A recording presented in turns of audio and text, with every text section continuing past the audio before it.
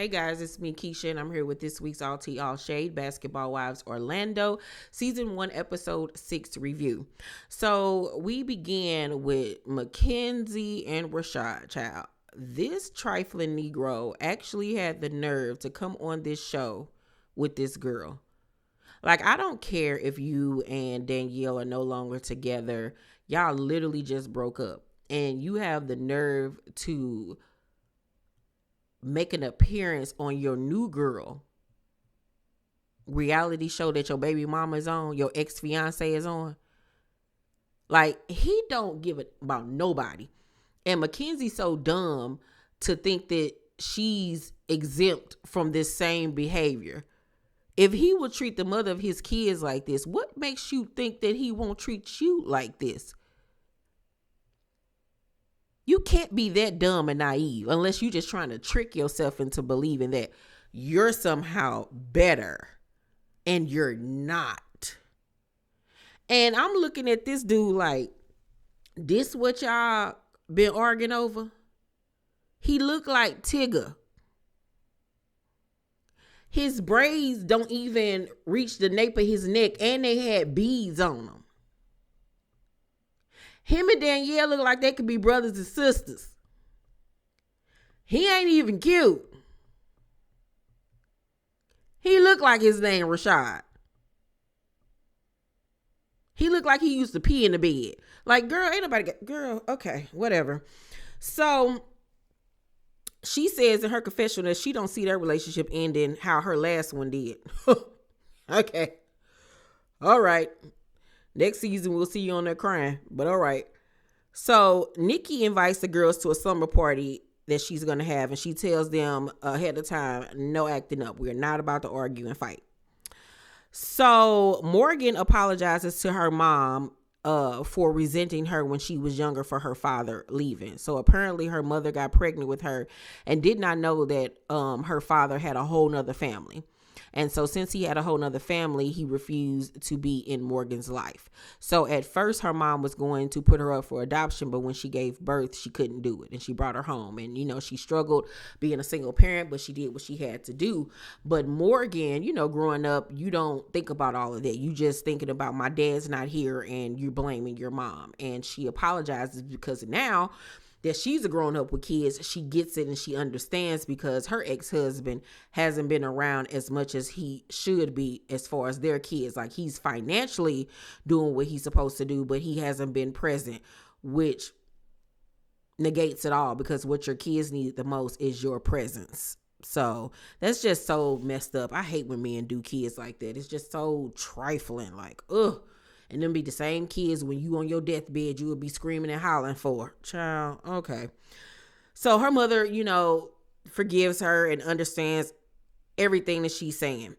So Mulan meets up with Nikki at her apartment, and apparently she going through some things because, you know, she had a little bad tail little sisters in town. And she said after they left, she realized that she couldn't find her Chanel bag or her $100,000 watch. And that ain't nobody else been in her house but them, so they had to have taken it. And she was like, she cried for a few days, but she was just like, you know, I'm over it now. It is what it is. Girl, let me tell you something. If you got all this smoke for Danielle, you better have all this smoke for your little badass sisters for stealing your stuff. Baby, I would have been on the first flight to wherever y'all live at, and I would have dog walked both of them separately and at the same time. And then on top of that, you can't never say nothing to me. You can't even breathe the same air I breathe, because you gonna learn today that the person that had your back, you done effed over for a bag and a watch, that I know you gonna blow through whatever little money you done pondered for. But at the end of the day, now you done lost your sister.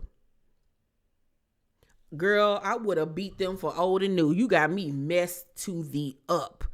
So Neek says she wants to end her beef with Morgan because, you know, she was wrong for getting to that level with her and starting it to a physical level. And she was absolutely 100% wrong for that. So then Mulan brings up Nikki and Danielle being on IG Live laughing about her getting punched. And remember, I played y'all that video months ago. And I played it because not only was where they talking about one of the cast members got punched, but because Nikki was in the video calling for her ex-boyfriend the F word. And I was like, this video gonna come back to haunt her. It really honestly is. And it's already started. So Mulan feels some type of way that they was laughing about it because, her and Danielle had already met up and had the discussion about it, even though they left on bad terms. But she feel like, her apology was fake. She said she ain't got no issues with Nikki because her and Nikki ain't cool like that. So she don't even really care about that situation. Child, it's just too much for me. Too much for me, child. And she basically was like, if they want to be on some funny stuff, I got ammo in my pocket too that I can bring out. And I was like, girl, what you got? What you got? Because I want to know. Tell us. So Danielle, we see her at the basketball gym or whatever. And she's practicing basketball. Remember, she's trying to get back to playing professionally. And she can hoop. And I was like, girl, with this talent, I wouldn't be thinking about Rashad or Mackenzie because it's obvious Mackenzie can't do nothing but 1 + 1 and lay on her back. That's about all that little girl could do. And this Rashad dude ain't much smarter. God forbid something happen to him that he can't play ball no more because he going to be working at the next White Castle's child as the manager. But she can really hoop. And I was really happy in this episode that she even said that she's no longer even focusing on them. She focusing on her career. And I was like, good girl. Good girl. Let her be a dummy on her own, please. So we then see Rashad and Mackenzie go out on a date in Minneapolis. And he take her to a really fancy restaurant, buy her a bunch of bouquet of roses and everything. And she's just so giddy, like the little dumb she is. And so as they're talking, he was like, he really enjoying their time together, but they still don't have a title. He made that very clear. We ain't together, Miss Ma'am. I enjoy your company, but we still don't have a title. I know, baby. I know. I just love how we are together. I love what we have together. Y'all don't have nothing together. Are you not listening to what this man is saying? You're not, because you conjured up in your head a relationship that ain't even there. And then the boy gonna say to her, if I wanted to, he basically talking about how he's grown because now he would just say if he want a side chick, he'll just tell her. And she was looking like, dang, what Danielle was saying to me is true. But then she says in her confessional that the reason why he had side chicks was when he was with Danielle is because he wasn't happy. But, he's happy with her. Girl, your coochie don't squirt $500 bills. Girl, ain't nothing special about you. And I really hope that you don't think you better than Danielle because you Latino, Puerto Rican, Mexican, whatever you are. Like, I really hope you don't think that, because he gonna dog walk you too, little dumb girl. And I hope you don't get pregnant by him. But knowing you probably will. You probably will, because you gonna be one of them chicks that live off child support checks. Literally. So Mackenzie was like, no, so the dude was like, I just want to be free. I just want to live my life being free. Doing what I want to do, just being free. Like, he made sure he kept on stressing that free. Like, I'm not going to be in no relationship. And she talking about do you think that I make things easy and free for you?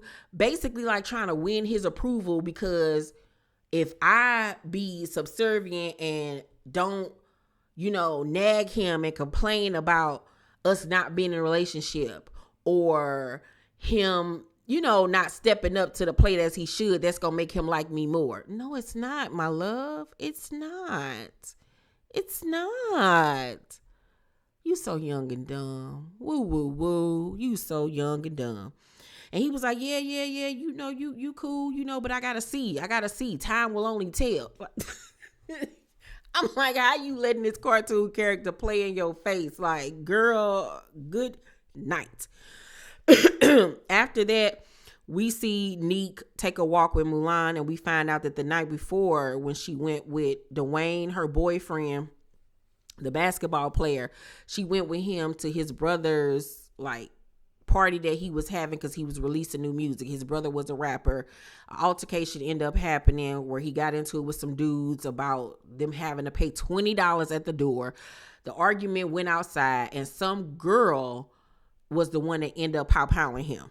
And the girl, before pow-powing the brother, was saying to Dwayne, like, I put a hole in you, I'll burn a hole in you or something. And like, Neek was ready to fight the girl, but her mom was there and was telling her, like, chill out. So she was saying to Mulan, like, it could have been way worse. Like, I could have got pow-powed, Dwayne could have got pow-powed. Like, it was just crazy. So the brother ended up getting unalived, which is really sad. And all over $20 and getting into the club. So hopefully whoever this girl is, she's going to jail and that she's underneath the jail, okay? But you know, she's dealing with that, and you know, she was just really sad about it. So then we see Morgan at the crib flat ironing her daughter's hair. Remember, she's a hairstylist, and her daughter has some long, pretty thick hair. And her daughter, you could tell, like, look like her from the nose up and look like the father from probably like the nose down. She's a really cute little girl. And she seems like she's very sweet. She's 12 going on 13. And Morgan just wanted to check in with her to see where her head is at, you know, because she's about to go into that teenage, you know, phase or whatever. And she's asking her about, is she excited about starting school and what sport she's going to do outside of gymnastics. And the little girl make a comment saying, you know, I've kind of gotten used to my dad not being here. And that's unforgivable. So unforgivable. Because no little girl or boy should ever say that. And he should feel like a dirtbag. He really honestly should. But God gonna get him. Gonna get him and gonna get him good. So it's the day of Nikki's pajama jam. And Morgan arrives with Danielle. And is upset because early that day, she ended up getting court papers served to her at her home. And she's wondering how her ex-husband got her address. Like, who gave this man my address? So automatically she thinks that it was Ashley because Ashley still has a relationship with him. And I think that it was Ashley as well. So apparently he wants to have his child support payments lowered again and doesn't want to pay on their tuition, which is this, it was the tuition or their trust fund or something. But the baby daddy, the ex-husband, is just trifling. I want to see how he looked too as well. Like, gross. So they get in the party, and we see Mulan came dressed in sweats just in case something pop off with Danielle or Morgan, child.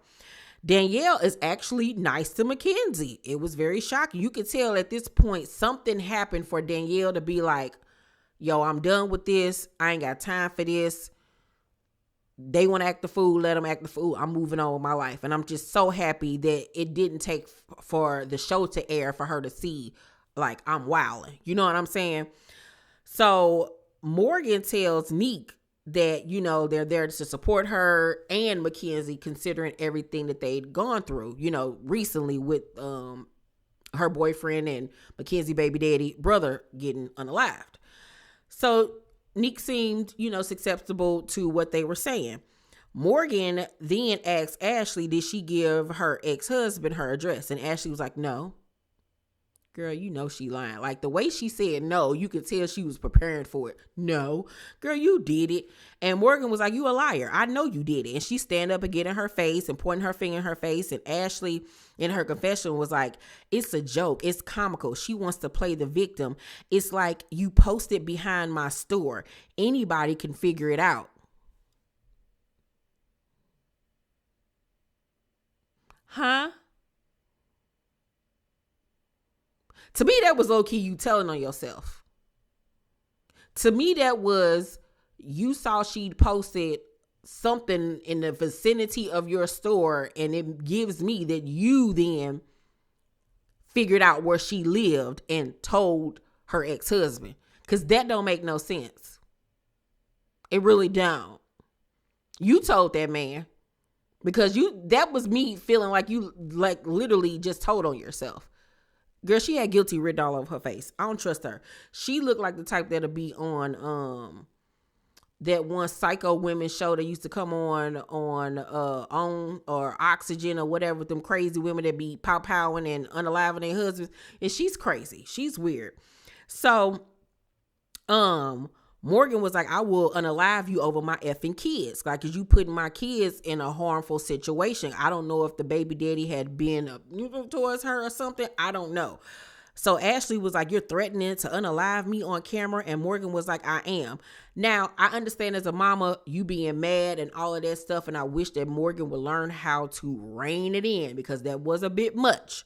That was a bit much, but I could understand as a mama. I probably would have been saying the same thing, just not on camera. You know what I'm saying? Because anything happened, you're going to be the first person they looking at. So, they arguing back and forth. And Ashley was like, you already threatened to unalive me. And Morgan was like, it's not a threat, it's a promise.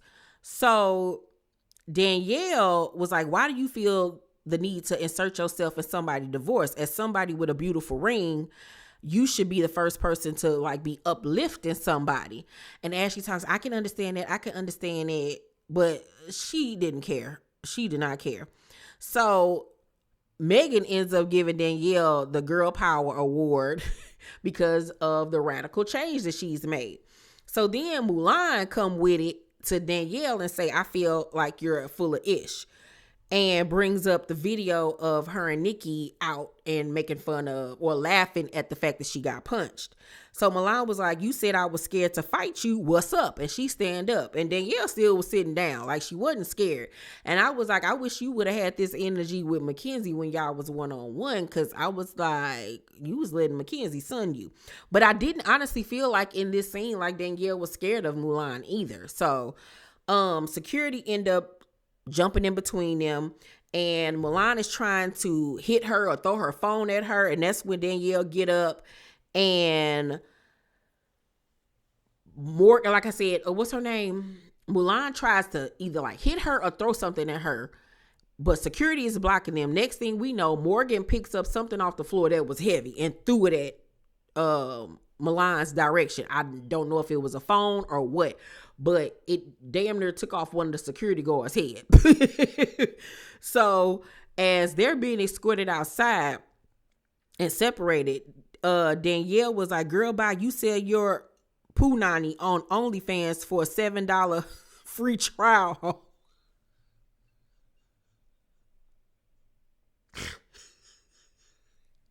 I was like, oh, so that's how she's making her money. Okay.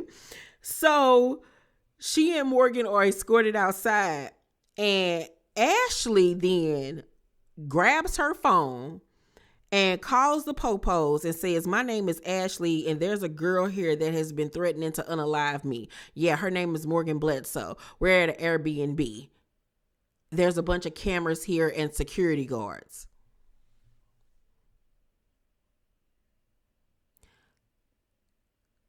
If she ain't a Karen, that was so unnecessary.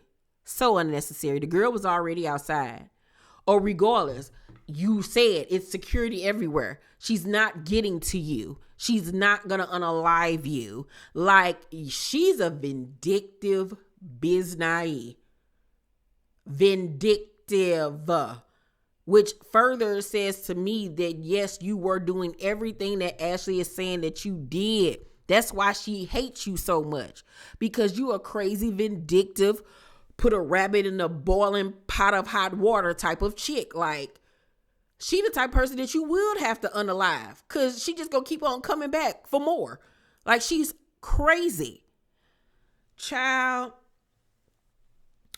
Overall, I'm going to give this week's episode of Basketball Wives Orlando, I'm going to give it an A-. It was actually better to me than Basketball Wives, the original version. Yeah, I like this cast a lot, and I'm liking where things are going. So y'all let me know down below in the comment section what y'all thought about the episode. Make sure to thumbs up this video, like and subscribe, and hit that notification bell button. I love you guys, and I'll see you on the next one. Bye.